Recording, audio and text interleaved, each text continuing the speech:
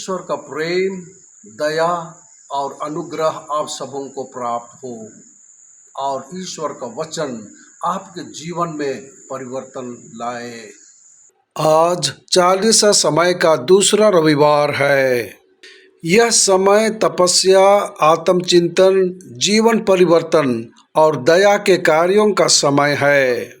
परमेश्वर हमेशा हमसे बात करते रहते हैं और बाइबल के माध्यम से स्वयं को प्रकट करते रहते हैं।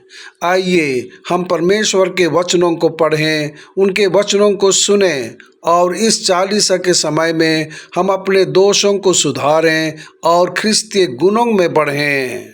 आज के पाठों का सारांश। पहला पाठ, परमेश्वर अब्राम को एक बड़ी आशीष देने का वादा करता है। भजन संहिता, ईश्वर पर भरोसा रखने वालों पर ईश्वर की दया होती है। दूसरा पाठ, परमेश्वर के अनुग्रह से हमें पवित्रता के लिए बुलाया गया है। सुसमाचार पाठ, यीशु अपने प्रेरित पतरस, याकूब और यूहन्ना की उपस्थिति में ताबोर पर्वत पर रूपांतरित हुआ। आज का पहला पाठ उत्पत्ति ग्रंथ से लिया गया है। यह हमें बताता है कि परमेश्वर ने अब्राम को अपना देश छोड़ने के लिए कहा और कहा कि वह उस देश में जाए जिसे वह दिखाएगा। फिर उसने अब्राम से वादा किया कि वह उसे एक महान राष्ट्र बनाएगा। अब्राम अपने लोगों पर आशीष लाएगा। अब्राम ने ईश्वर पर विश्वास किया, अपना स्थान छोड़ दिया और उस अज्ञात देश में चला गया जैसा कि परमेश्वर ने उसे बताया था। वह इस विश्वास के साथ गया कि परमेश्वर अपने वादों को पूरा करेगा।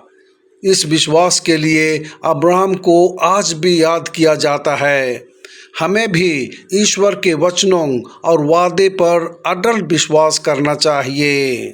दूसरा पाठ संत पौल के तीमुथियुस के दूसरे पत्र से लिया गया है। संत पौल ने तीमुथियुस से कहा कि ना तो प्रभु की गवाही देने में लज्जित होना चाहिए और ना ही उससे जो प्रभु के लिए बंदी बना।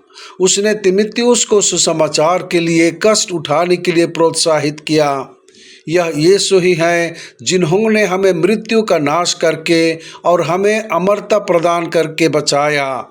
इसलिए हमें उद्धारकर्ता के लिए पीड़ित होने और दुख उठाने के लिए तैयार रहना चाहिए।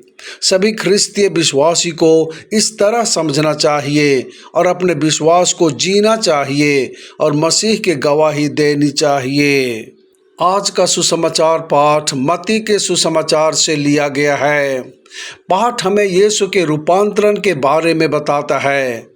पतरस, याकूब और यूहन्ना की आंखों के सामने ताबोर पर्वत पर उसका रूपांतरण हुआ।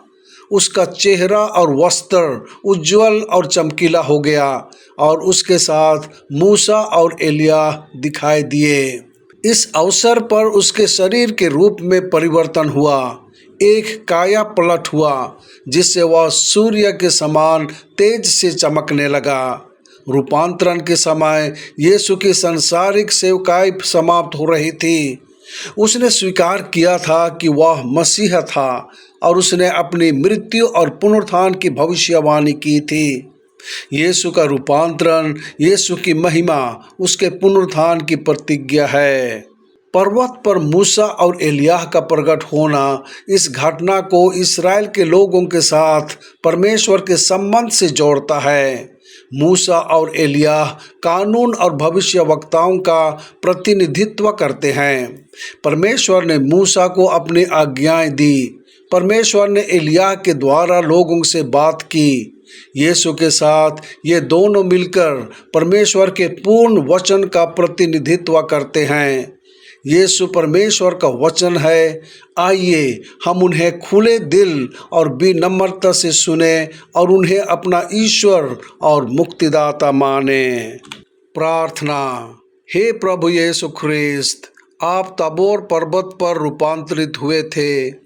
हमारे जीवन में परिवर्तन लाओ और हमें बेहतर इंसान और ख्रिस्तीय बनाओ ताकि हम आपके उद्धार को प्राप्त करने के योग्य हो सकें। आमीन।